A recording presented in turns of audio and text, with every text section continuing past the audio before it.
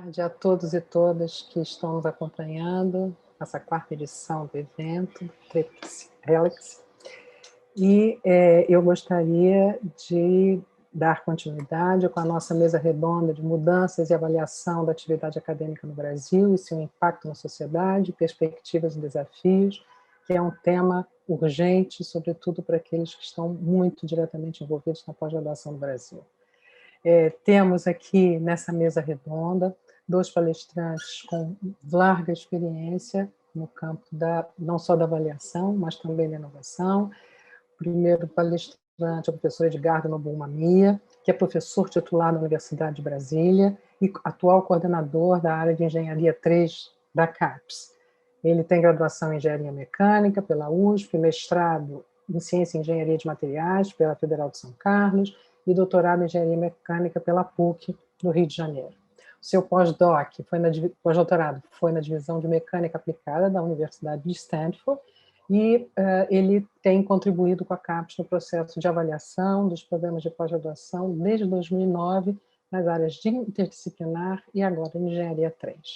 Coordenadora adjunta de programas acadêmicos no período de setembro de 2014 a março de 2018 e desde abril de 2018 é coordenador da área de Engenharia 3 da CAPES. Teremos boas conversas. O título da sua palestra é Transição da avaliação dos programas de pós-graduação e engenharia para uma abordagem multidimensional. Nosso segundo palestrante é o professor Guilherme L. Plonsky, que é professor titular da Universidade de São Paulo, da USP, uma das universidades mais inovadoras do país, e representante na Comissão de Mudança e Avaliação da Pós-Graduação na CAPES. Graduado em Matemática e Engenharia Química, também pela USP, e tem mestrado e doutorado em Engenharia de Produção lá na USP também. Tem grande experiência, foi vice-coordenador do Centro de Inovação, vice-coordenador do Centro de Inovação da USP, foi bolsista visitante com Bolsa Fulbright no Instituto Politécnico dos Estados Unidos, e é diretor da área de Gestão de Tecnologia e Educação da Fundação Vasolini e coordenador de projetos na Fundação Instituto de Administração. Membro titular e conselheiro da Academia de Ciências do Estado de São Paulo e coordena a rede internacional University-Based Institutes for Advanced Studies e integra a junta de governadores da Technion do Instituto de Tecnologia de Israel. Sua área de interesse, desde seu doutorado, é inovação tecnológica, essa interface de indústria-governo.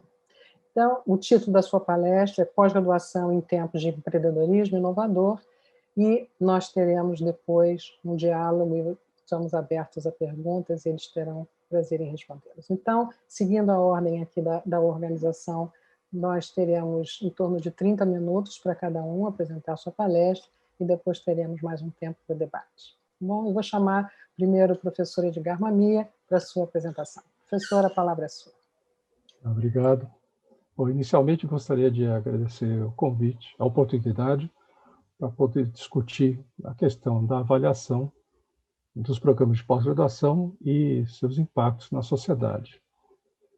Eu acho que é um momento importante para que nós possamos justificar o papel da universidade para uma sociedade que ainda não tem ciência dos aspectos e do papel fundamental da universidade como produtora de conhecimento para a solução dos problemas da sociedade. Eu vou compartilhar minha tela agora, e então eu vou queria saber se vocês estão enxergando a apresentação nesse momento. Entrou, professor. Ok. Então, o tema é sobre a transição do processo de avaliação dos programas de pós-graduação no Brasil. Eu vou falar mais especificamente sobre os programas de pós-graduação da área de engenharia e a transição para uma abordagem multidimensional. E, para isso, inicialmente, eu vou começar com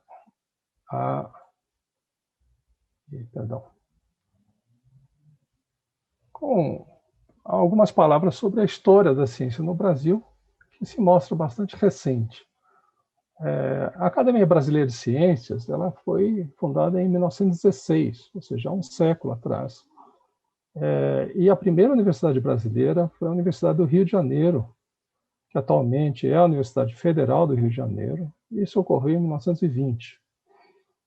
A USP foi criada em 1934 e a sociedade científica como um todo tomou a iniciativa de se organizar em 1949, fundando a Sociedade Brasileira para o Progresso da Ciência. O CNPq foi criado recentemente, em 1951. Então, o CNPq que é a agência mais tradicional de fomento à pesquisa no cenário nacional. E no ano seguinte, em 1952, foi criada a CAPES, a Coordenação de Aperfeiçoamento do Pessoal de Ensino Superior, que hoje é responsável pelo processo de avaliação dos programas de pós-graduação.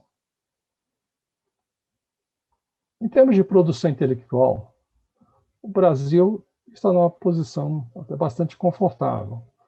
Então, segundo o Web of Science, no período de 2011 a 2016, nosso país se classificou em 13º colocado dentro desse ranking das universidades mais produtivas do ponto de vista de geração de conhecimento. Mas tem um outro aspecto que devemos considerar, que é o impacto da ciência que estamos gerando. Nesse mesmo período, o impacto de nossa ciência tem estado em níveis abaixo da média mundial, mas a boa notícia é de que o diagnóstico do documento da Clarivate, a CAPES, produzido em 2017, indicava que nós atingiríamos a média mundial, considerando esse indicador Citation Impact, neste ano de 2021 já. Agora, também temos que considerar que a academia tem produzido com nível muito baixo de cooperação com o setor industrial. Então, no mesmo período de 2011 a 2016, apenas 1% da produção intelectual teve colaboração com parceiros da indústria. Essa tabela mostra as 20 principais colaborações com corporações multinacionais, que é de nossa academia.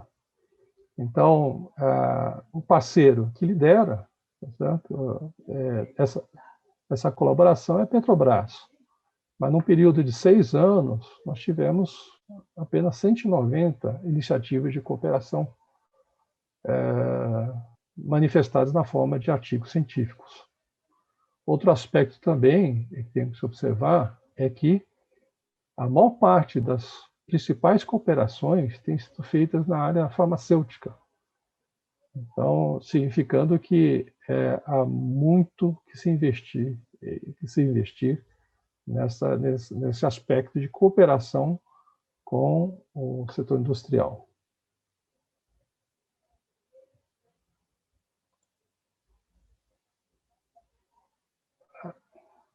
Um aspecto que é peculiar da ciência produzida no Brasil é que a maior parte da pesquisa científica é produzida nas universidades, no ambiente dos programas de pós-graduação.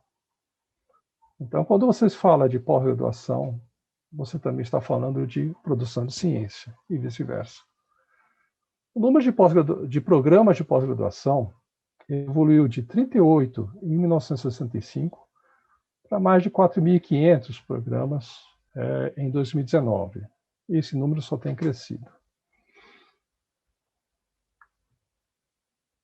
A maior parte dos programas, uma parcela significativa dos programas de pós-graduação está concentrada nas regiões Sul e Sudeste.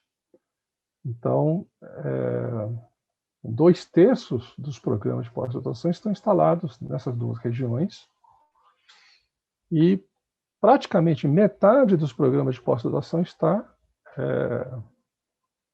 instalada na região Sudeste.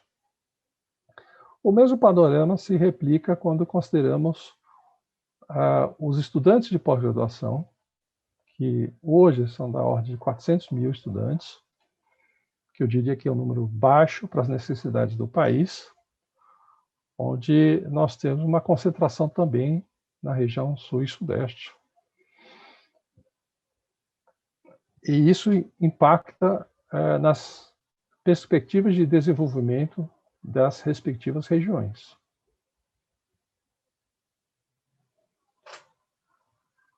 A CAPES é uma agência federal responsável pela aprovação da criação dos cursos de pós-graduação e, posteriormente, pela avaliação desses programas. Os processos de avaliação e de aprovação da criação, recomendação da criação dos programas, esse processo está organizado em 49 áreas do conhecimento, das ciências exatas, tecnológicas, da vida e humanidades. E o processo de avaliação periódica se iniciou em 1976. Hoje, nós fazemos uma avaliação dos programas de pós-graduação a cada 4 anos. E o ciclo avaliativo que sobre o qual estamos trabalhando é o de 2017 a 2020. Cada programa de pós-graduação recebe uma nota de 1 a 7. E os programas com notas de 3 a 7 estão autorizados a conceder diplomas de mestre e de doutor.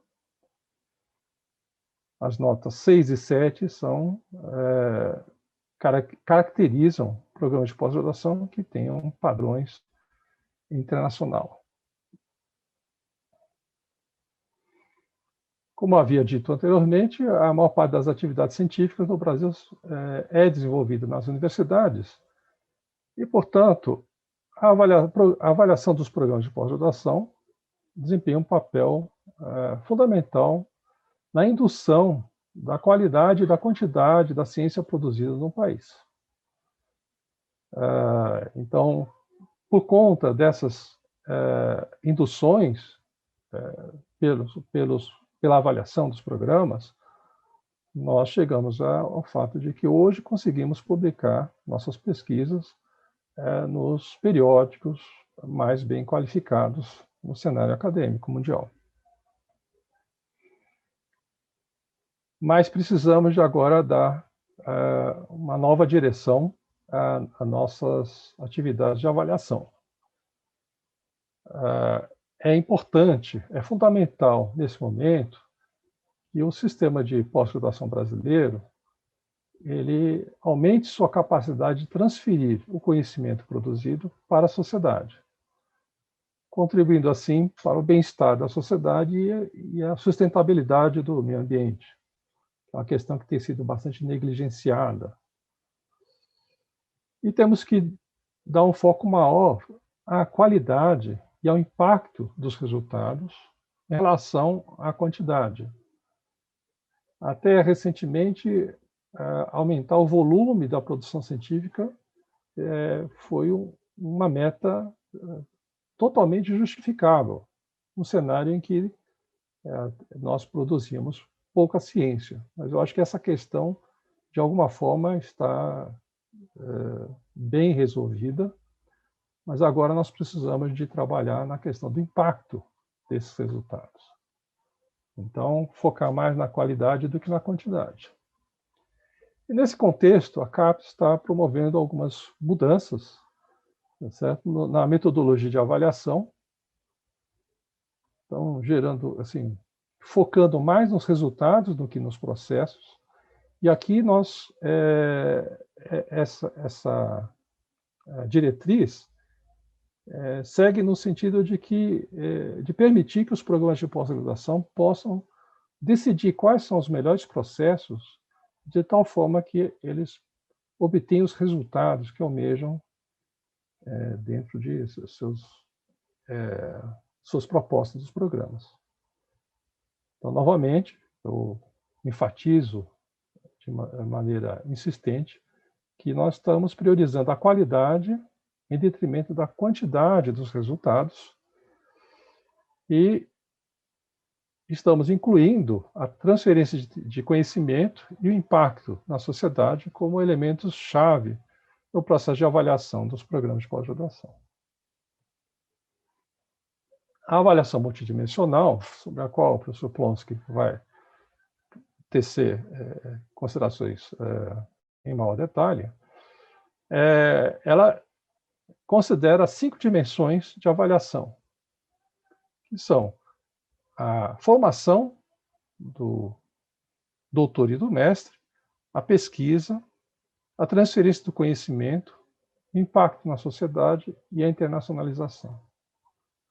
Essa abordagem foca nos resultados, cada uma dessas dimensões representa resultados, e a proposta é que se atribuam 5 notas, cada uma caracterizando o nível de excelência em cada uma das dimensões. Então, isso fornece perfis distintos de excelência em cada uma das dimensões, e não um perfil médio de excelência que uma nota única fornece atualmente.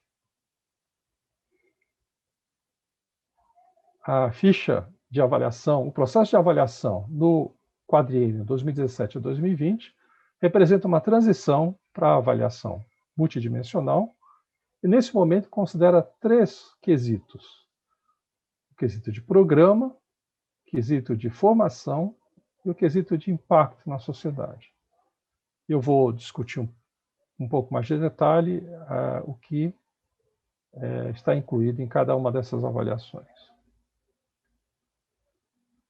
Bom, só para contextualizar, as engenharias 3 representam uma das áreas de avaliação da CAPES e é responsável pela avaliação dos programas de pós-graduação na área de engenharia mecânica, engenharia de produção, engenharia aeroespacial e engenharia oceânica e naval.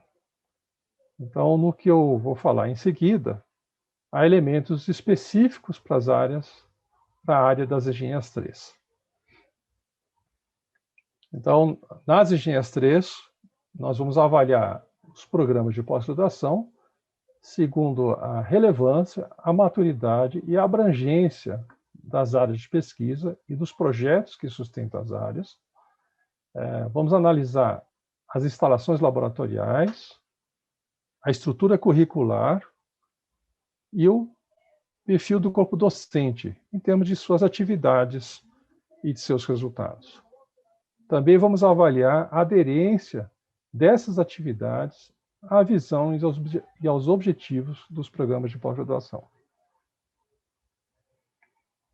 Nós estamos introduzindo, neste quadriênio, a avaliação do planejamento estratégico e da autoavaliação dos programas de pós-graduação. E como é um processo que são elementos de avaliação que estão sendo introduzidos neste momento, então, nesse processo de transição, nós nos limitaremos não a analisar o conteúdo do planejamento estratégico e da autoavaliação, mas sim avaliaremos os processos que levam ao planejamento estratégico e à autoavaliação. No quadriênio que se inicia, o processo de avaliação irá considerar a consistência entre as metas estabelecidas no planejamento estratégico e os resultados obtidos. E também irá avaliar a consistência entre os resultados da autoavaliação e os resultados da avaliação externa promovida pela CAPES. Mas isso é um processo que só ocorrerá ao final deste quadriênio que se inicia. No aspecto de formação, nós estamos focando na qualidade dos egressos. Então, para isso, nós estamos considerando uma análise qualitativa das 10 teses indicadas pelo programa, teses e dissertações de mestrado, no caso são 7 teses e 3 dissertações, e as teses nós analisaremos em termos da contribuição ao estado da arte, nas suas respectivas áreas do conhecimento. E para complementar essa análise, nós estaremos também avaliando a melhor publicação de cada egresso doutor, tá certo? Nos periódicos de melhor classificação. Isso para os egressos selecionados. E iremos avaliar em termos do impacto do periódico onde o paper foi publicado e em termos de citações do artigo propriamente dito. Também iremos avaliar o sucesso dos egressos nas suas carreiras, e esse sucesso percebido por indicadores no período 2017-2020. E nós vamos categorizar os egressos em 3 grupos. Egressos formados entre 2006 e 2010, entre 2011 e 2015 e entre 2016 e 2020. Por que isso? Porque a caracterização de sucesso de um egresso recém-titulado é diferente da caracterização de um egresso titulado em 2006. Então, para que nós possamos, haja algum nível de comparabilidade entre os egressos, teremos que fazer uma análise separada nesses 3 grupos. Um outro aspecto que nós estamos nos colocando como desafio aqui é a análise das iniciativas que promovem uma formação mais sólida dos fundamentos dos conhecimentos envolvidos nos temas das teses. Com respeito ao corpo docente, nós vamos avaliar os membros do corpo docente com relação à sua capacidade de financiamento da pesquisa que suportam suas atividades. E também vamos analisar publicações indicadas pelo programa em termos do impacto dos journals, dos periódicos onde eles publicam, e estamos adotando uma métrica de impacto da pesquisa que é baseado no índice H. E esse indicador que estamos adotando, na CAPES, há já algumas áreas que utilizam esse índice, que é o índice H2, o H ao quadrado.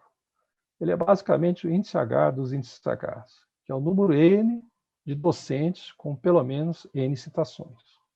Então, neste exemplo que nós apresentamos aqui, é um exemplo fictício, em que nós temos 20 docentes, cada qual com seu índice H. E neste exemplo, nós temos que o índice H ao quadrado é igual a 12, porque nós temos 12 docentes com pelo menos 12 citações.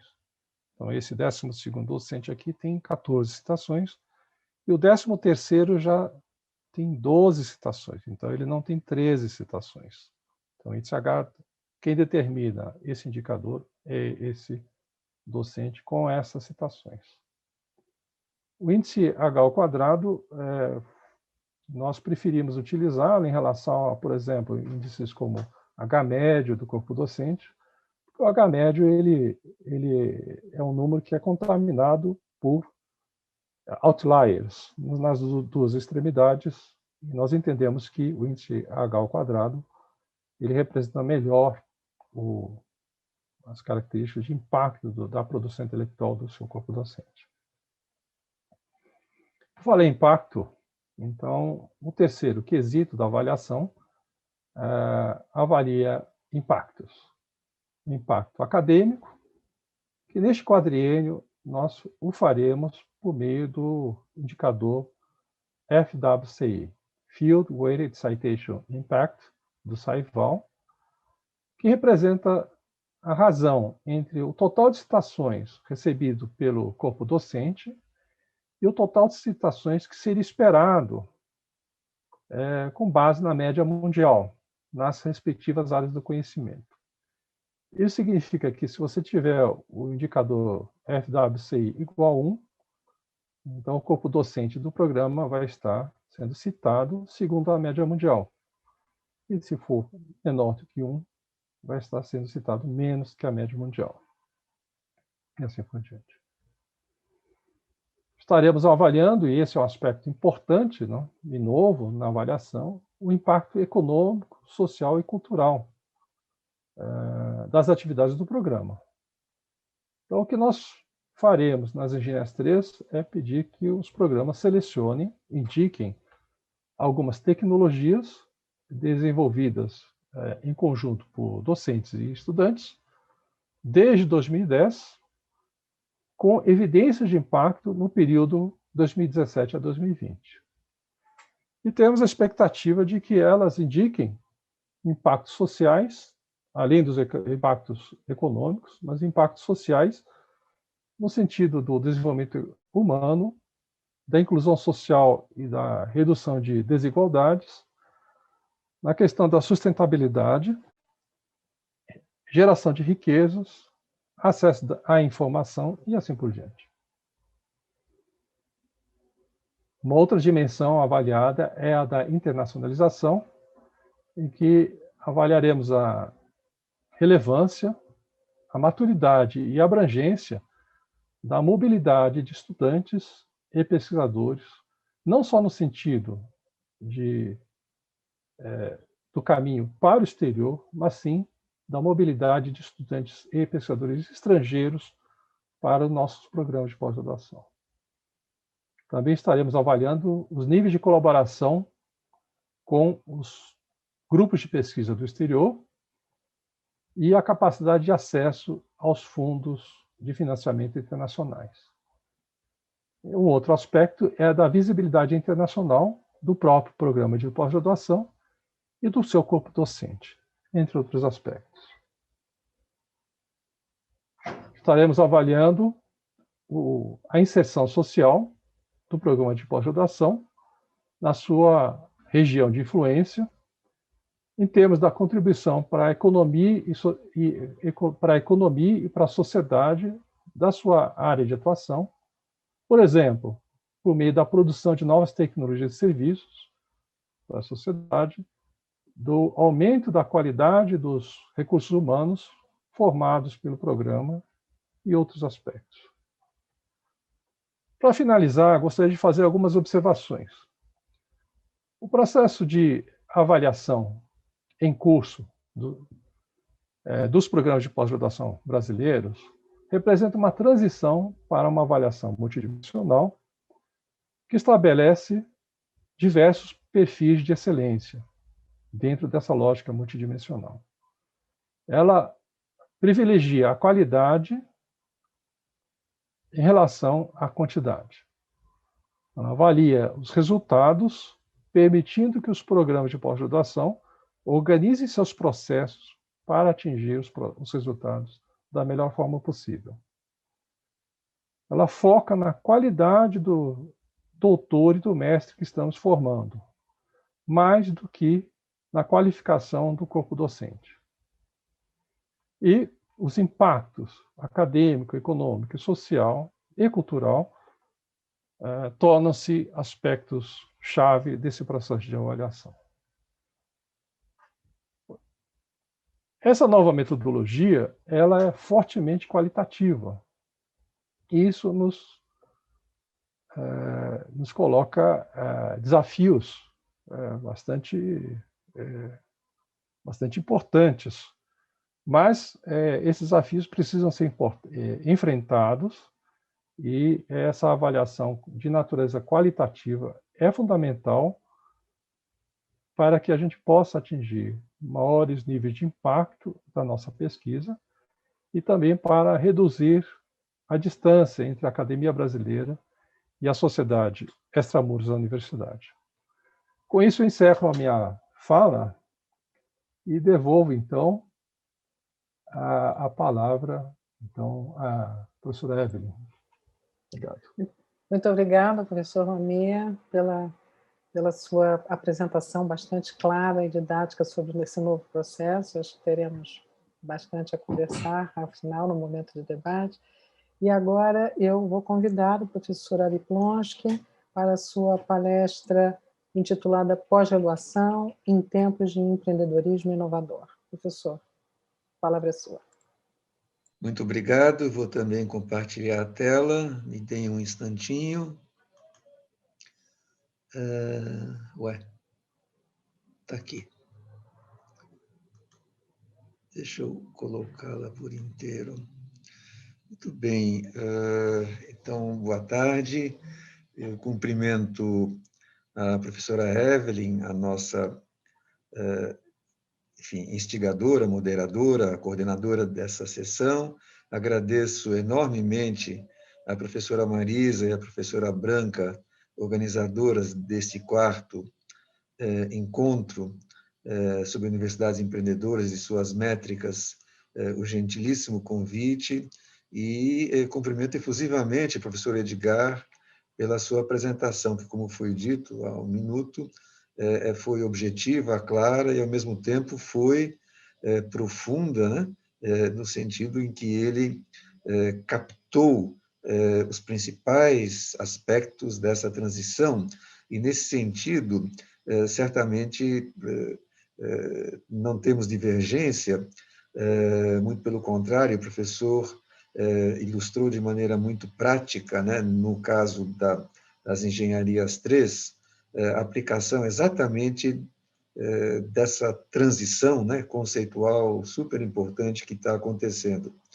Eu devo também fazer um disclaimer, né, que eu tenho a impressão que a professora Marisa, que como é engenharia de produção, então ela convidou ao professor Edgar, que é o coordenador das engenharias 3, que inclui engenharia de produção. Eu sou professor, na verdade, anfíbio, né? Eu sou engenharia de produção e administração na USP, então, na verdade, nós temos, de certa maneira, um olhar, enfim, vamos dizer assim, com uma ênfase, né?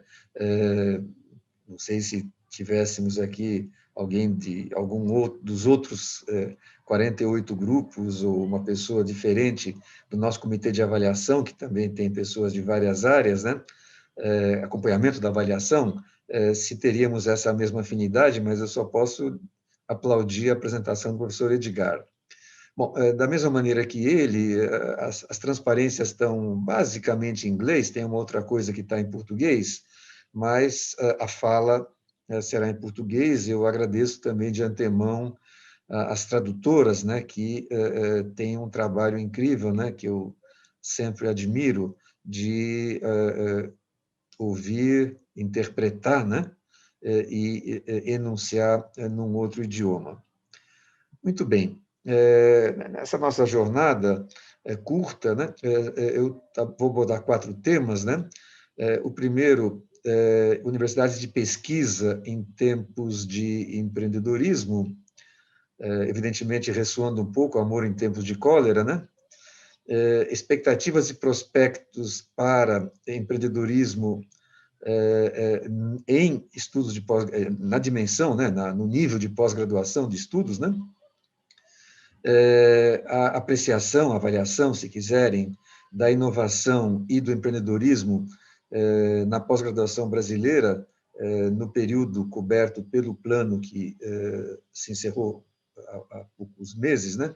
Há quase 2 meses, e uma proposta para aprimorar a avaliação da pós-graduação no Brasil, que foi, novamente, de forma magistral, exposta pelo professor Edgar. Então, eu vou passar mais rapidamente, enfim, no que eu tinha preparado, e algum outro comentário de complementação ao que ele apresentou.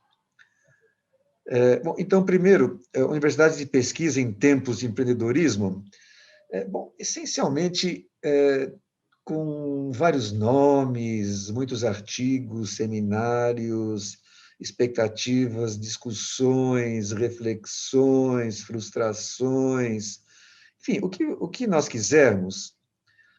Eu penso que, se nós tivéssemos que resumir o que se espera de universidades de pesquisa nessa nossa época, que estou chamando a época de empreendedorismo, essencialmente é o que está mostrado na figura. Como é que o conhecimento que está na cabeça das pessoas da universidade, sejam elas docentes, estudantes de pós-graduação, estudantes de graduação, servidores técnico-administrativos, como esse conhecimento no qual a sociedade deposita muitas expectativas e também coloca um volume expressivo de recursos. Eu lembro que em São Paulo, por exemplo, as 3 universidades paulistas, né, USP, Unicamp e Unesp, recebem 9,57%, quase 10%, portanto, da receita, né, tributária do Estado, tirante alguma coisa para cá, alguma coisa para lá, digamos, basicamente do ICMS, o que é um volume que, quando a gente comenta, enfim, com colegas do exterior, eles perguntam, mas é quase 10%, é isso que eu entendi? Então, existe não só uma expectativa grande, mas também existem recursos colocados. Então, é natural que a sociedade, de forma geral, e a universidade é parte da sociedade, nós não somos externos a ela, nós somos parte dela, é natural que haja uma expectativa, e se eu, novamente, tiver que sintetizar a expectativa de forma gráfica, é isso que se espera, que se gerem frutos, frutos de várias naturezas, por isso as cores diferentes, apontando talvez para lugares diversos, mas que isso frutifique. Eu acho que essa é a principal mensagem desse primeiro tópico. Em termos mais operacionais, se eu posso descrever algumas mudanças mais ou menos recentes, né? Digamos, ao longo desse século, né, que já estamos com um quinto dele praticamente avançado, então eu diria que, da perspectiva das universidades, o modelo do que é chamado transferência de tecnologia, TT, ele mudou da versão clássica, né, de transferência de tecnologia, comercialização de tecnologia, talvez seja um nome melhor, para modelos que são muito mais equilibrados por um lado, mas mais sofisticados por outro, que são modelos dentro do conceito de inovação aberta, modelos de corporate venturing, onde spin-offs acadêmicas se juntam com grandes empresas, e a universidade faz parte disso. E a gente vê, por exemplo, em uma das vacinas, né, que está sendo oferecida, que é a vacina enfim, da Pfizer, né? Vocês veem essa combinação, né? Quer dizer, vocês têm participação acadêmica, certamente, por trás. Tudo começa com a professora Koriko Katalin, húngara, né? Que vai para a Universidade da Pensilvânia, tenta uma nova forma de criar vacinas, apresenta dezenas de propostas para ser financiada pelas entidades, enfim, fomentadoras, é recusada, é ameaçada de ser demitida pela Universidade da Pensilvânia, pela direção, porque não consegue recursos, né, para se sustentar, e o modelo de financiamento lá é diferente daqui, de uma professora ou professora. Tem uma necessidade específica, porque é uma pessoa, enfim, de posses modestas, a família, ela quer que a sua filha curse a Universidade da Pensilvânia e só teria condição de pagar se tivesse como funcionária da universidade, professora da universidade, portanto, ela aceita ser rebaixada na sua inserção na Universidade da Pensilvânia, passa a ganhar uma fração do que ganhava, mas o importante é que não precisa pagar aquela quantidade grande de dinheiro, né, que endivida as famílias americanas por muitas gerações, né, para pagar, então, um ensino que ela considerava adequado. Então, isso começa na universidade, passa por uma, vamos dizer assim, startup, né, uma empresa nascente, inovadora, recente, alemã, no caso, formada por 2 imigrantes turcos, um casal, e se materializa com a capacidade que tem uma gigantesca empresa multinacional, que é a Pfizer, de, enfim, fazer com que a vacina seja um produto mundial, inclusive peitando governos, né, com relação a cláusulas, e isso certamente só empresas desse porte conseguem fazer. Então, o que era tradicionalmente visto como transferência de tecnologia ficou um jogo muito mais sofisticado e, se quiserem, mais interessante. Certamente, spin-offs, né, os startups que saem da universidade, spin-offs, não são um fenômeno novo. Isso nós já temos lá desde as menções tradicionais, né, a garagem do pessoal da HP, mesmo antes, né? O professor Henry Edskowitz tem uma literatura maravilhosa sobre o MIT, né, como a iniciadora, né, desse movimento, mas eram ocasionais, eram casos, né, um ou outro, se contava em dedos, né? Agora não, agora nós temos um tsunami de startup, né? Nós somos, enfim, bombardeados, né, de startups em todos os momentos. Os unicórnios, então, têm um lugar especial no panteão, e nós temos agora as X-Techs, né, AgTech, EdTech, FinTech, GovTech, enfim, é o cheeseburger, né, então, temos aqui as X-Techs. Eu digo isso com muito carinho, né, porque Marisa e Branca sabem, né, eu fui por muito tempo bastante envolvido com a Protec, com incubadoras, com esse tipo de empresas, né, quando elas eram ainda estranhas, né, na sociedade, eram vistas assim, enfim, como um objeto exótico, mas de menor repercussão. Então, eu fico super feliz, né, de que essa comida exótica agora ela é oferecida em redes, né, do tipo dessas que oferecem, vamos dizer assim, os cheeses, né? E nós temos também um fenômeno que eu acho muito interessante, que está crescendo de maneira muito forte, que é o empreendedorismo de caráter social, ou seja, a combinação, né, vamos dizer assim, do que seria o segundo com o terceiro setor. Segundo setor é negócio, mas também tem um caráter social, e como é que se combina o setor 2,5. E na terceira ilustração que eu gostaria de trazer, né, nessas transformações, é a mudança do que nós aqui no Brasil chamamos de extensão universitária, né? Extensão significa nós sabemos e nós vamos levar, então, o nosso conhecimento para os que e as que, por qualquer razão, não tiveram oportunidade de ter esse privilégio. Então, nós vamos compartilhar esse conhecimento. Eu estou sendo, evidentemente, um pouco caricato nisso. Existe muito mais do que eu estou falando na extensão, mas eu digo mais de uma visão, novamente, né, de extensão da universidade indo para fora, né, nesse sentido, com percepções muito mais sofisticadas, né, a universidade como elemento crítico de desenvolvimento regional, econômico e social, cuidados ambientais, uma expressão que se usa bastante, há críticas, como sempre, né? É a terceira missão da universidade, ou seja, essa missão, não é? Ela não é, vamos dizer assim, uma missão de natureza menor, mas ela é uma missão que é importante, e hoje em dia, cada vez mais, somos cobrados por isso. Então, enfim, voltando, né?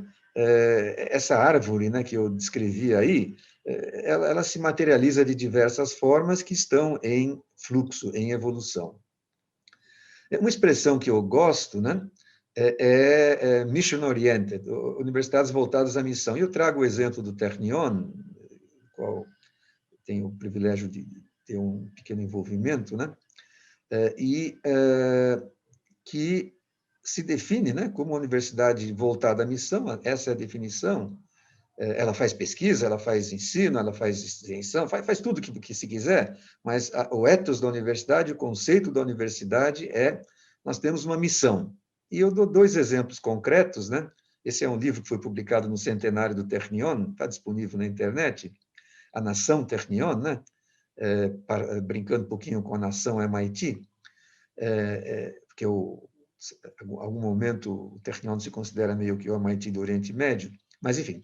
Mas então, dois momentos cruciais para a própria sobrevivência do Estado de Israel são quando, então, as autoridades identificam que, para fins de sobrevivência, defesa, numa região hostil, é necessária uma força aérea, e então o Technion responde, sim, cria-se uma faculdade de engenharia aeronáutica, hoje chama aeroespacial, em 1954. É uma resposta a uma demanda, e tem a foto, eu não trouxe, mas tem a foto do Ben Gurion. Technion era uma casa, digamos, no centro da cidade de Haifa, né? E estava começando a expandir. O Estado tinha sido criado poucos anos antes, estava saindo de uma recessão que tinha cupom de racionamento, então ganhou um novo campus, né? O primeiro-ministro Ben Gurion na época, foi inaugurar o campus, e tem uma foto dizendo: a primeira faculdade que vai ser criada aqui é a Faculdade Aeronáutica e será neste lugar. Tão simples quanto isso. E a resposta foi dada, e hoje em dia sabemos, né, além da defesa em si, o papel que existe da indústria aeroespacial israelense, né, derivada dessa iniciativa, que lembra, evidentemente, um pouco também o ITA, né, em condições diferentes. E o segundo momento crítico que eu queria chamar a atenção é quando, após a Guerra dos 6 Dias, em que Charles de Gaulle era o presidente da França, ele não gostou muito, enfim, de algumas coisas que Israel fez, né, naquele período, então ele declarou um embargo de armas, especialmente afetando as questões, a frota aérea era a Mirage, né, então as questões de aviônica. Então o Technion responde: estamos aqui, criou o Instituto de Microeletrônica, e que, enfim, ficou depois, evidentemente, com outros nomes, né, ciência da computação, e etc., etc., engenharia eletrônica e tal, e que tornou, então, Israel a startup nation, a nação empreendedora. Existem vários modelos metafóricos, né, para mostrar o papel da universidade nesses tempos de empreendedorismo, né? Modelos mais voltados à startup, modelos como hélice tríplice, né? Mais, enfim, que são onde nós nascemos, né? Como o G1, né? O professor Henry, que é um dos co-criadores da hélice tríplice, é o que gerou também o G1, como ele mostrou na fala de apresentação. E, portanto, enfim, há muitas reflexões, mas, no fundo, é aquela figurinha que eu mostrei para vocês. Olhando aqui para o Brasil, né? Também, né, gostamos de unicórnios, o papel das universidades é muito importante nos unicórnios. O primeiro unicórnio brasileiro, a 99, saiu do curso vizinho do curso no qual o professor Edgar se graduou. Se eu lembro, ele comentou que se graduou na mecânica da USP, na Poli. Então, esses dois moços que estão aí são da mecatrônica, né? Enfim, das 12 unicórnios, mais ou menos, que são contadas, uma boa parte desses unicórnios são gerados por moços e moças saídos da universidade. Na direita, temos a Cristina Junqueira, que é uma das criadoras do Nubank, né? Nubank. Enfim, então, também gostamos, né? Entramos nessa onda, e é ótimo, né? Dos unicórnios. Opa. E o que eu queria chamar a atenção é que os estudantes de graduação, por intermédio da Brasil Júnior, né, agrupamento das empresas juniores, e mais algumas entidades estudantis, perceberam que é essencial, primeiro, entender o que é uma universidade empreendedora, segundo, identificar quais são as universidades mais ou menos empreendedoras no Brasil, e terceiro, gerar informações para que as universidades se tornem mais empreendedoras. Então, há poucos anos, né, essa moçada, alunos de graduação, né, pela Brasil Júnior, criaram esse conceito, né, esse ranking de universidades empreendedoras, que já foi publicado em 3 edições, fizeram um questionário para 11 mil estudantes no Brasil, o que você considera universidade empreendedora, geraram 7 dimensões, que estão aí, está tudo disponível no site, né? E, com os seus embaixadores, né, nas universidades, coletaram dados e geraram, então, rankings de universidades empreendedoras. O professor Henry, que vocês estão vendo na foto, ele participou, então, do lançamento da primeira das edições, há 4 anos atrás, mais ou menos. Enfim, então, é isso. O primeiro tópico, então, a universidade de pesquisa, né, em tempo de empreendedorismo. O segundo tópico, expectativas e possibilidades, né, para empreendedorismo nos estudos de pós-graduação. Então, eu trago uma transparência, né, aí de um conjunto de escolas de pós-graduação nos Estados Unidos, com a pergunta, né, por que um degree, né, um título em empreendedorismo? Então, por um lado, nós temos empreendedorismo como sendo um objeto de estudo, de pós-graduação, né? E vocês têm um conjunto grande, né, de programas de pós-graduação nos Estados Unidos, cujo título é Entrepreneurship, né? E aí vocês têm, é curioso, né? 3 razões básicas: estudar assuntos interessantes, buscar uma carreira excitante e desenvolver novas habilidades. Aqui no Brasil, eu queria não entrar muito em detalhe, mas só chamar a atenção para, em primeiro lugar, o papel de um edital importante que o CNPq já lançou pela 2ª vez, né? Que é o edital do MyDai. MyDai é mestrado acadêmico em inovação, o DAI é doutorado acadêmico em inovação, é um edital competitivo, como faz o CNPq, naturalmente, eu falei CNPq, né? E, para isso, é necessário ter parcerias com empresas e é necessário que as empresas cofinanciem as bolsas de mestrado, doutorado e iniciação científica acopladas, né? É muito competitivo, é muito, muito interessante, e aí a ideia é que se tenha uma temática específica, né? Mas que a ênfase é em inovação. Então, inovação também como algo que é objeto, né, de programas específicos, né, de iniciativas e programas de pós-graduação. E nós temos na instituição onde eu estou, na Universidade de São Paulo, na FEA, também sou professor de lá, só para trazer, um mestrado profissional em empreendedorismo. Então, o empreendedorismo é um objeto, né, de pós-graduação. Terceiro tópico é avaliando a inovação e empreendedorismo nos estudos de pós-graduação no Brasil, 2011 a 2020. O professor Edgar já fez uma exposição magistral e muito mais detalhada do que vou fazer aqui, mas só chamar a atenção da evolução, né? Como ele comentou, vamos dizer assim, o primeiro marco, né, importante da pós-graduação é a CAPES, embora houvesse alguns cursos anteriores, né? A virada foi nos anos 60, seja por medidas de natureza legal, né? Relatório Sucupira e outros, como, enfim, por medidas no campo, por assim dizer. E, atualmente, nós temos, então, praticamente 7 mil programas de pós-graduação. O GeoCapes, né? Ele indica, então, essa distribuição entre mestrado, mestrado profissional, doutorado, doutorado profissional, e vocês conseguem ver que no período coberto, 2020, não temos ainda as informações, mas no período coberto pelo Plano Nacional de Pós-Graduação recém-terminado, exceto o ano passado, que também foi um ano, enfim, específico, né? Nós temos uma evolução expressiva, né, do número de programas, inclusive com a criação, né, do doutorado profissional. Essas informações estão bastante ricas, né, no GeoCampus.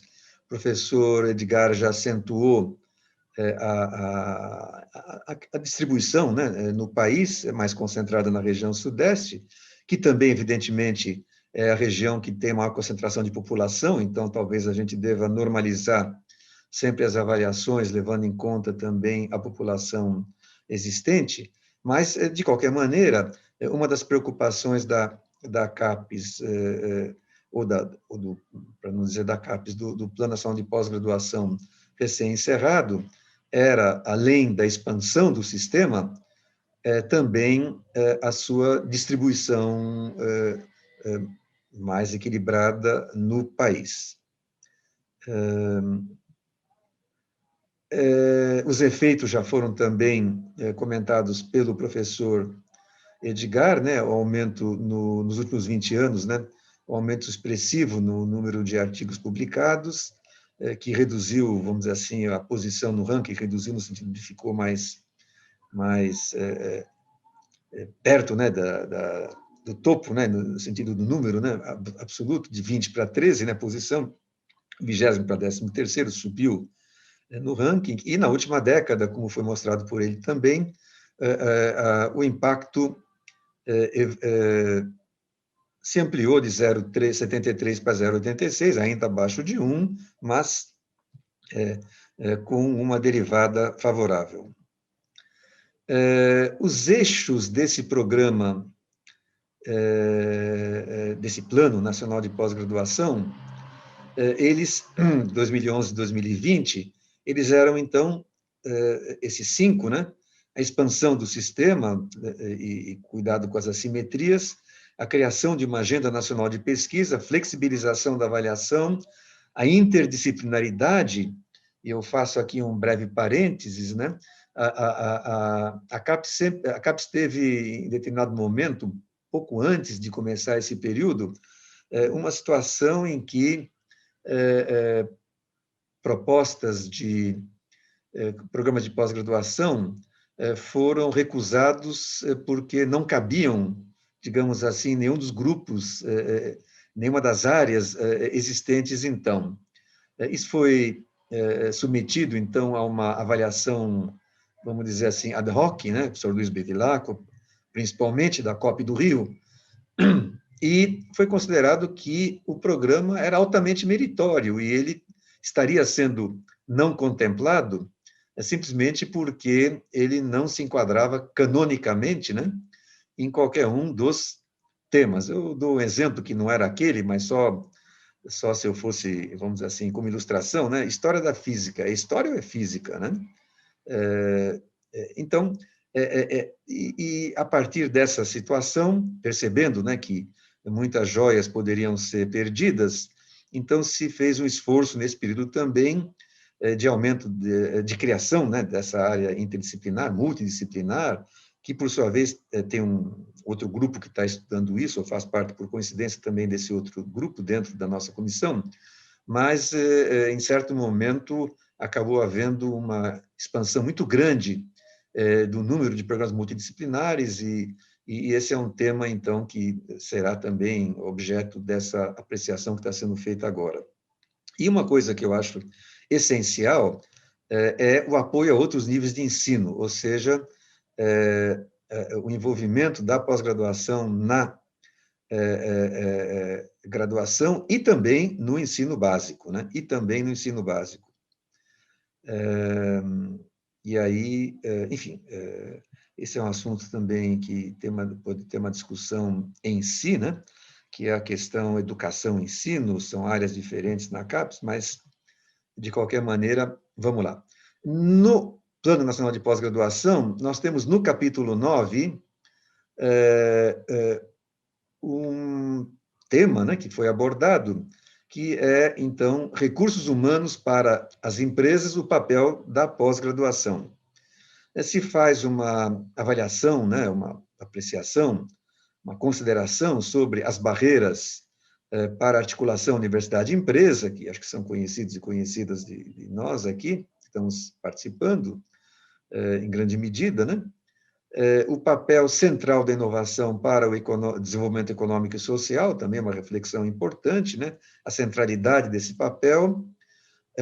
Se considera que é essencial que haja absorção de pessoas com nível elevado de formação, cientistas e engenheiros e engenheiras, pelas empresas, e há uma série de conclusões, né, que são as seguintes, né, eu abreviei, e está em português, para me facilitar a vida: elaborar estratégias para melhorar a qualidade do ensino em todos os níveis, criar novas formas de inserção no mercado de trabalho, estimular e promover a absorção de mestres e doutores por empresas, fortalecer o papel das instituições de ensino superior públicas na formação de professores, ampliar substancialmente a pós-graduação brasileira, com ênfase nas áreas de tecnológicas e engenharias, o professor Edgar já tratou desse assunto, estimular na pós-graduação uma agenda de formação de talentos para apoiar os processos de inovação no parque industrial do país e apoiar iniciativas nos programas de pós-graduação que contemplem uma melhor integração entre universidades, governos e empresas, leia-se hélice tríplice. Bom, nessa avaliação que nós estamos fazendo ainda, né, evidentemente, várias coisas foram registradas, né, no que se refere exatamente ao capítulo 9, ou seja, recursos humanos para empresas, né, inovação de forma geral. Primeiro, o surgimento da mobilização empresarial pela inovação, né, baseada na Confederação Nacional da Indústria, que junta uma parcela expressiva do PIB industrial nacional, interessada em inovação, interessada nesse tema, a criação da Embrapi, uma organização social inspirada na Fraunhofer alemã, o chamado novo marco legal da inovação no Brasil, a publicação de uma estratégia nacional de ciência, tecnologia e inovação, 2015-2019, e, mais recentemente, final do ano passado, uma discussão que gerou, então, a nova Política Nacional de Inovação. O fato é que, com todas essas boas notícias, o fato é que, olhando as métricas pelas quais nós somos olhados no mundo, nós continuamos aproximadamente na posição 60, um pouquinho mais, um pouquinho menos, de aproximadamente 135 nações que são medidas, né, no que se refere à inovação, um conjunto sofisticado aí de critérios, pelo Global Innovation Index. E isso, não há dúvida que gera preocupação.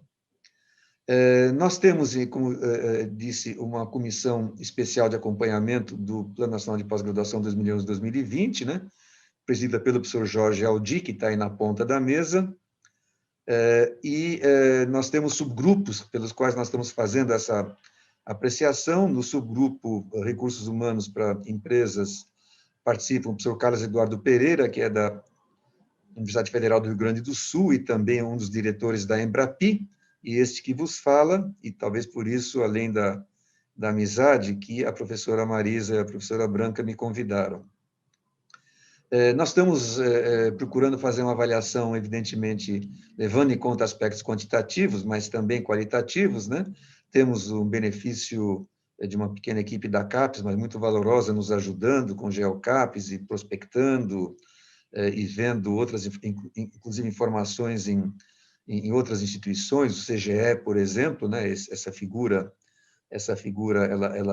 ela, na verdade, ela foi produzida pelo CGE a partir de dados da CAPES, né?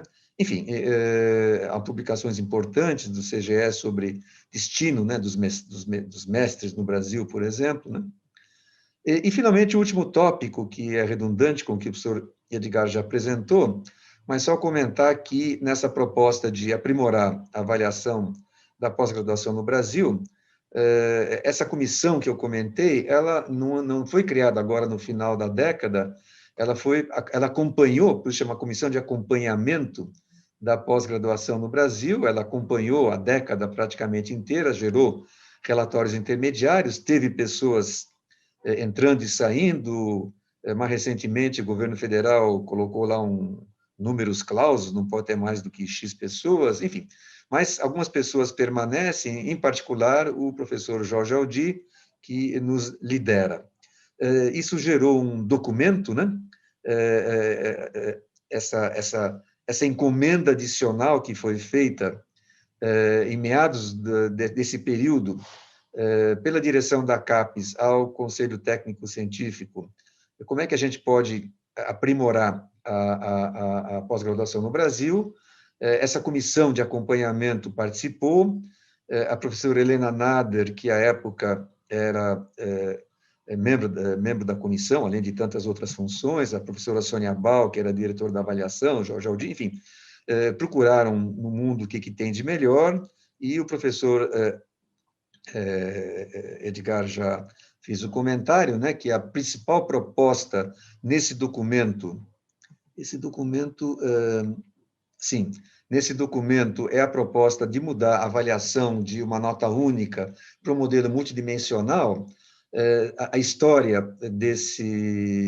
dessa transformação vocês encontram na revista Pesquisa FAPESP, né? É só clicar aí que vocês vão comentar. As 5 dimensões já foram expostas. Eu só chamo a atenção para que a terceira dimensão é inovação e transferência de conhecimento, não só tecnologia, entendendo que nós temos que olhar também para a pós-graduação em áreas, vamos dizer assim, a palavra tecnologia teria até uma difícil compreensão, né?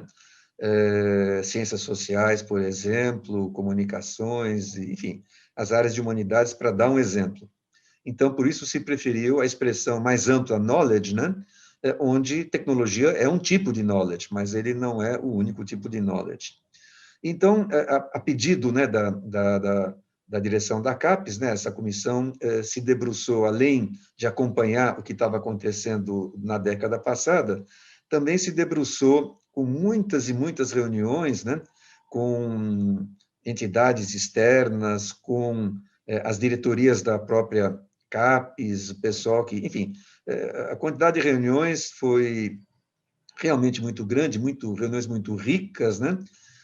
E então nós temos esse documento, que tem umas 25, 30 páginas, né, bastante conciso, em que nós temos, então, consolidadas, né, essas propostas, e elas são propostas, né? Então, elas já foram apresentadas no Conselho Superior da CAPES.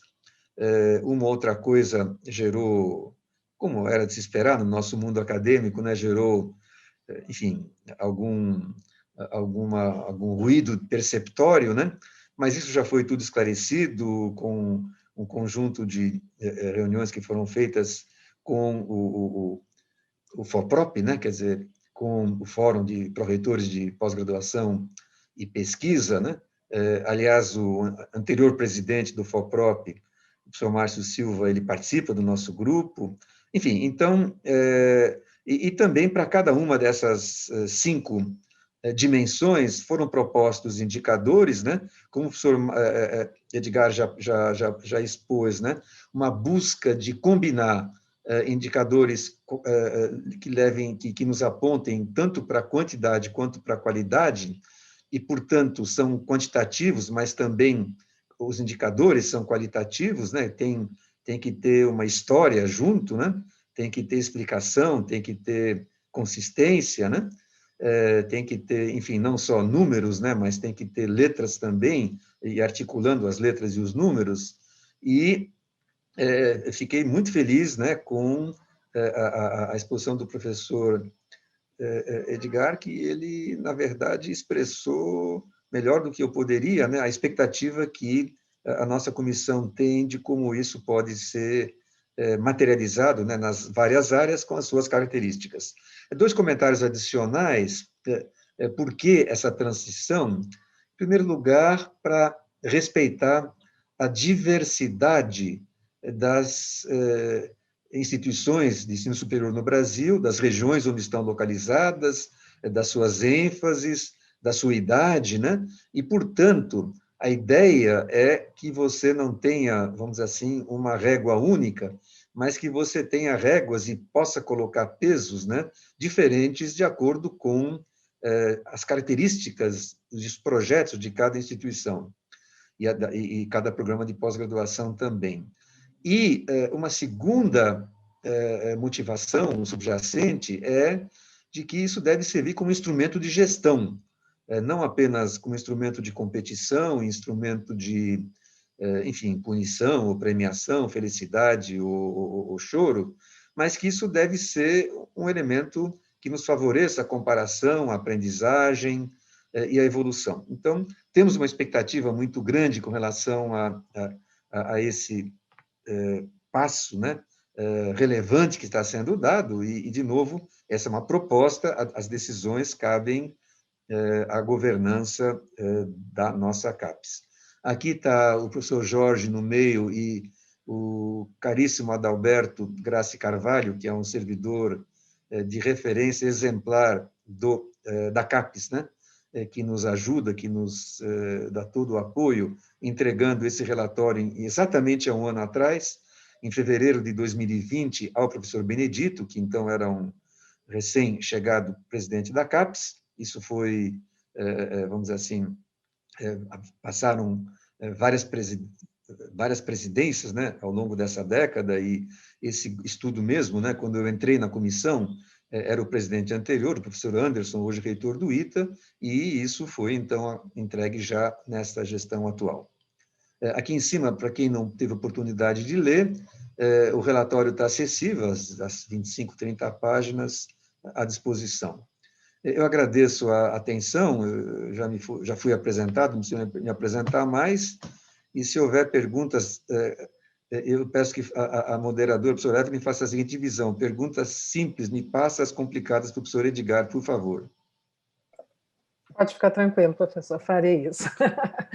Bom, em primeiro lugar, eu queria agradecer não só as excelentes apresentações, mas eu queria agradecer a organização do evento pela possibilidade de me permitir estar aqui dialogando com duas pessoas de extremo conhecimento sobre esse processo avaliativo da CAPES, e isso para mim, na qualidade de pró-reitora de pós-graduação, pesquisa e inovação, numa universidade no Rio de Janeiro, é importantíssimo.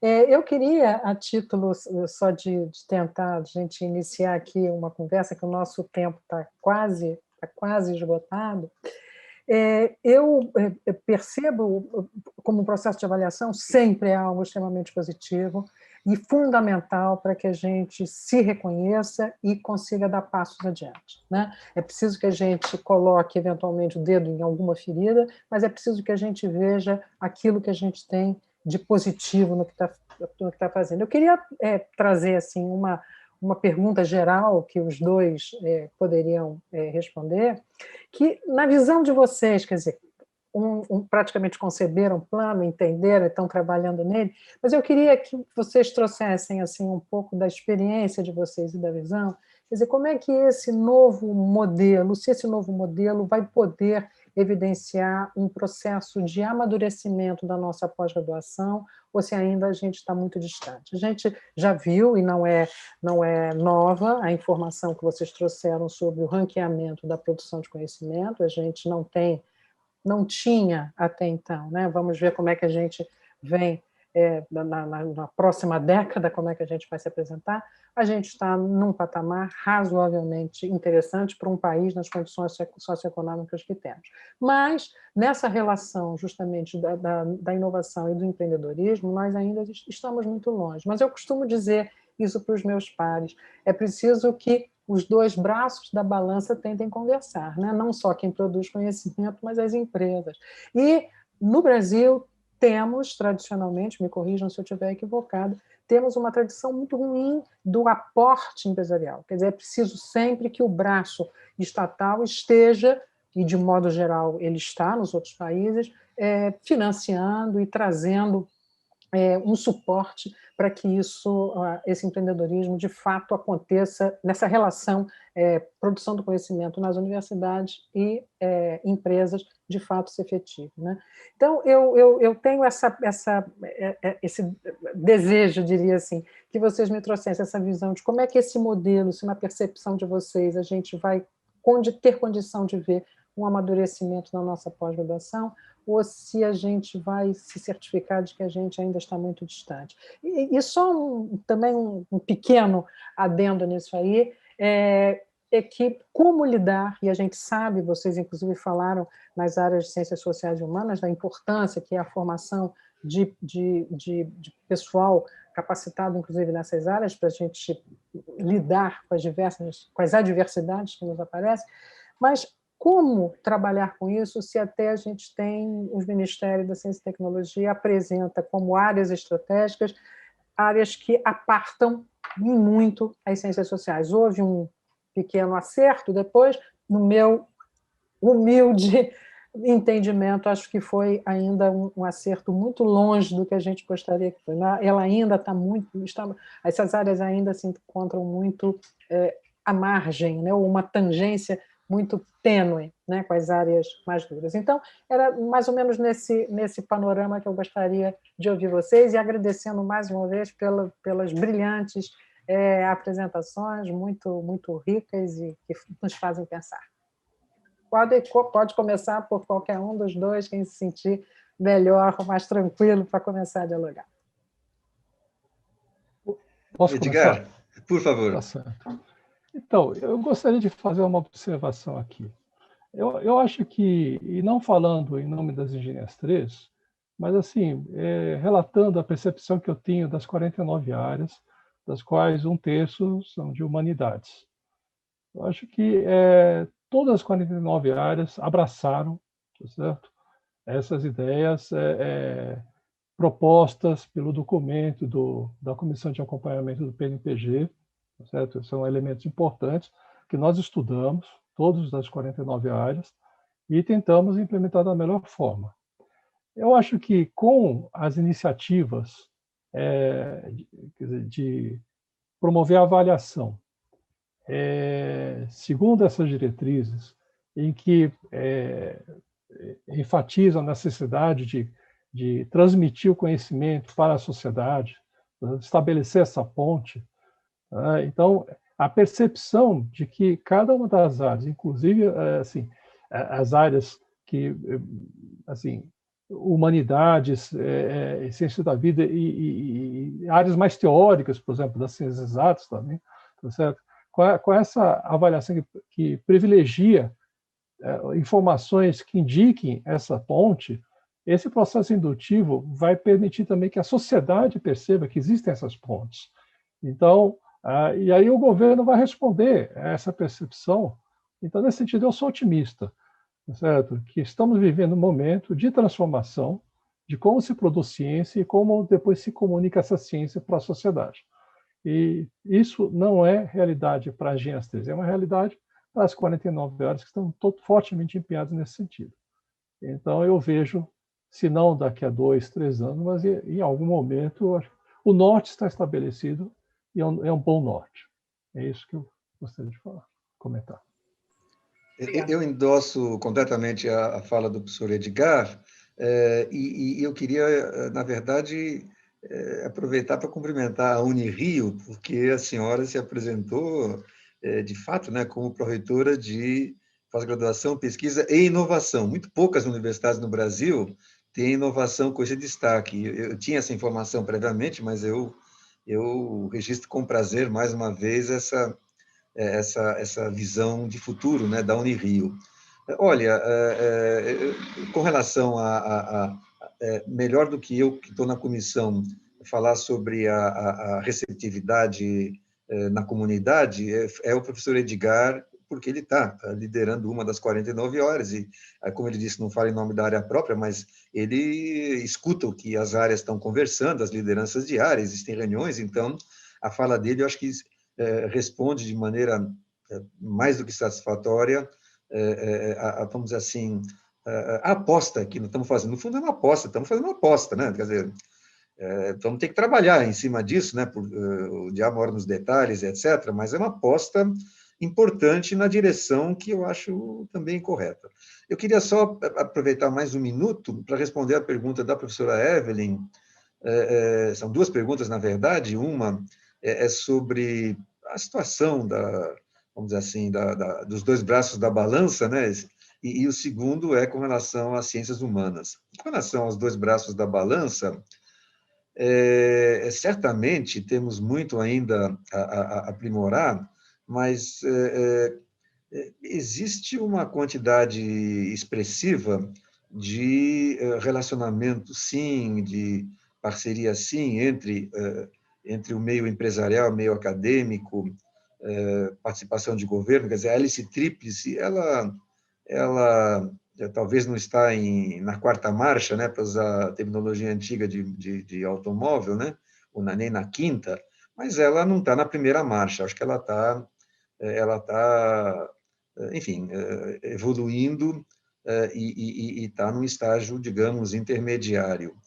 O que acontece são duas coisas, né? Uma coisa é o que acontece de fato e qual é a percepção, né, que se tem do que acontece, e essa é uma história comprida, mas, em segundo lugar, nós estamos numa situação no Brasil bastante delicada, né? Para as universidades, para as empresas, e a relação, naturalmente, sofre com isso, né? Não é trivial, né? Não é o que está acontecendo, e eu não preciso entrar em detalhes, né? Todos nós sabemos do que enfim, nós estamos testemunhando. Isso não quer dizer que isso necessariamente deva diminuir, etc., simplesmente que a gente tem que se repensar. E um dos repensamentos que eu procurei mostrar lá na apresentação é que essa relação clássica entre universidade e empresa, ela está mudando muito. E hoje em dia, em grande medida, e não é só aqui no Brasil, é em Israel, nos Estados Unidos, é na Finlândia, é na Espanha, é em Singapura, é na China. Temos novos entrantes, né? Temos startups, unicórnios, venture capital, nós temos ecossistemas muito mais complexos, né? Hoje, um pouco antes, né, na parte da manhã, eu estava participando de uma reunião de uma outra entidade e uma das pessoas que participou, faz tempo que eu não via, é o Casinelli. Casinelli foi, por muito tempo, o diretor de inovação da Braskem, que é um gigantesco grupo que faz muita colaboração com o meio empresarial. Ele era o diretor de inovação, responsável lá pelo tal do plástico verde, se vocês lembram, né, quando foi lançado.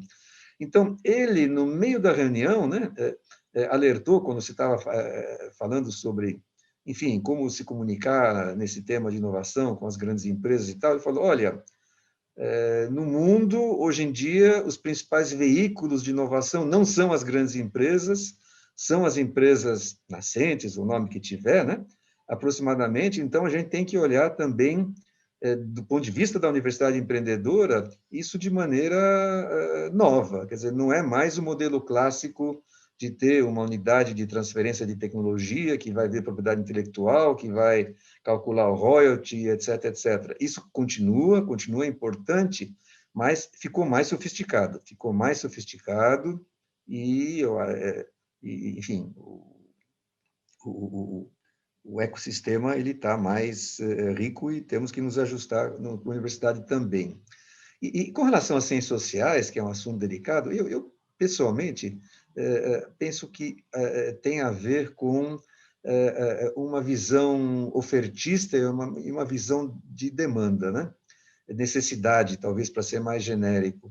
Ou seja, nós nos organizamos por oferta e área de especialidade, aquilo que alguns chamam, né, modo 1 de produção do conhecimento, né? Gibbons, né, um livro clássico de 95, né, e um dos coautores é o Simon Schwarzman, aqui no Brasil. O modo 1 é o modo por disciplinas, né?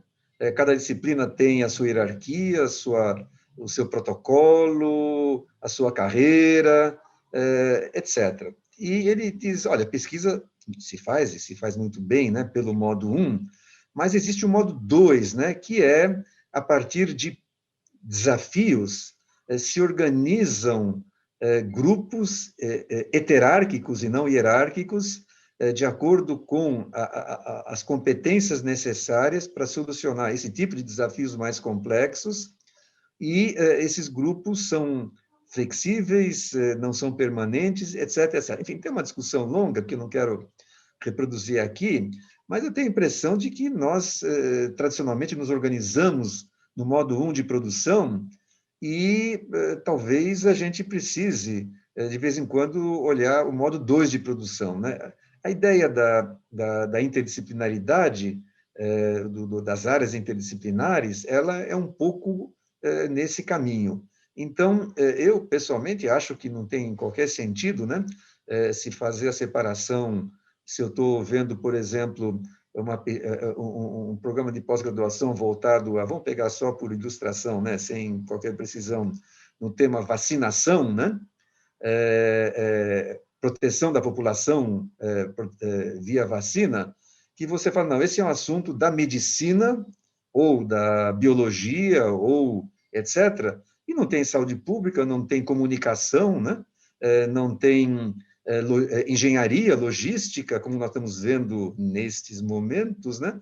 E etc. Quer dizer, temos uma questão que não é só o desenvolvimento de novas vacinas, que é essencial, mas a questão é como é que a população é vacinada adequadamente. E isso é modo 2 de produção.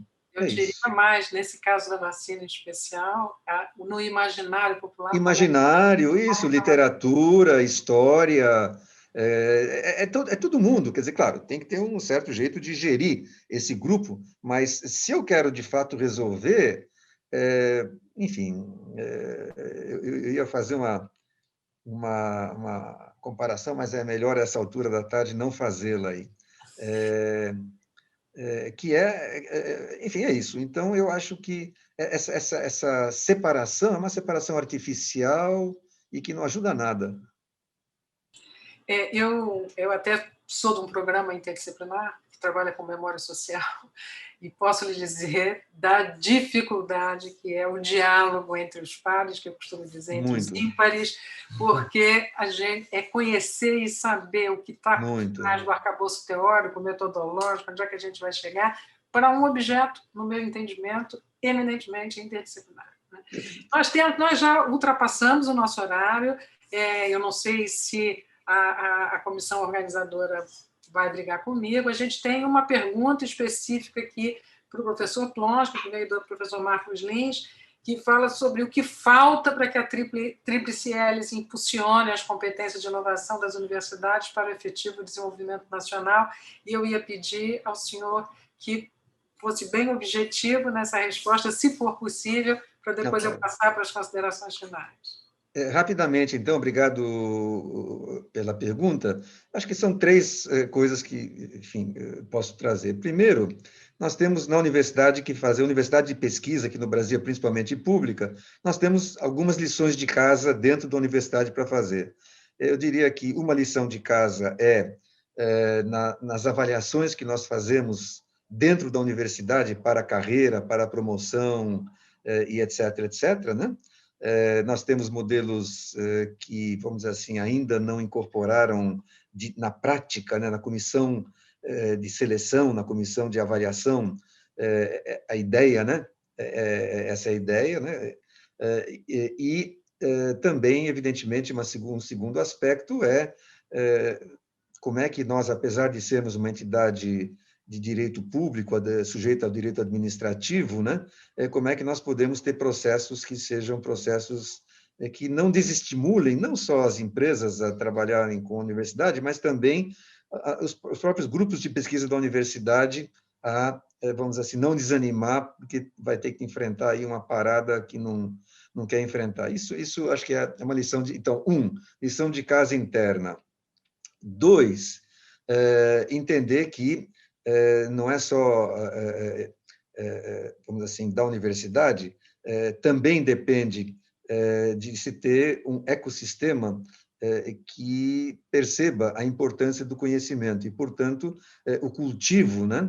O cultivo de entidades tipo imprensa, tipo órgãos de governança regional, etc., etc., é importante. Quer dizer, tem que criar um contexto, né, no qual a universidade seja percebida como uma instituição contributiva e não apenas como a tal da Torre de Marfim, o que quer que seja, que é o 2.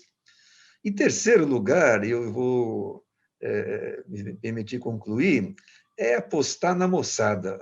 A parte mais rica de qualquer instituição universitária são os estudantes e as estudantes. Então, a aposta que a gente conseguir fazer, o apoio que a gente conseguir dar para essa geração, eu acho que vai ser o melhor jeito de impulsionar essa hélice. Muito obrigada, professor. Eu passo agora, infelizmente, a gente tem que ir terminando, caminhando para o fim, eu passo agora para o professor Edgar Lamir, para, em primeiro lugar, apresentar as suas considerações finais. Professor. Tá certo, obrigado. Bom, primeiro, muito obrigado pela oportunidade de participar desse painel. Foi muito enriquecedor para mim, eu aprendi muito também. As palavras do professor Plonsky, quer dizer, serviram de estímulo para esse trabalho que nós estamos realizando de avaliação. Ainda temos um grande caminho até início de 2022 para esse processo, mas saiu daqui energizado. Então, obrigado aí, Plonsky, pelas palavras e parabéns, Evelyn, Marisa, Branca, pela iniciativa. Também eu gostaria de dar um abraço ao Marco Estelita também, que está ajudando a organizar o evento. Obrigado. Obrigado, professor Plonsky. Agora as suas palavras. Só de agradecimento, já falei demais. Então, acho que só me cabe agradecer mais uma vez, agradecer aos palestrantes pelas excelentes contribuições que trouxeram para o evento, agradecer à organização, agradecer às tradutoras que trabalharam de forma bastante intensa, vem trabalhando de forma intensa nesse evento, e agradecer às organizadoras a oportunidade de estar aqui e participar desse diálogo. Muito obrigada, e a Unirio está aberta aos senhores para outros diálogos. Obrigada. E agradecer a presença de todos e a audiência que tivemos. Obrigada.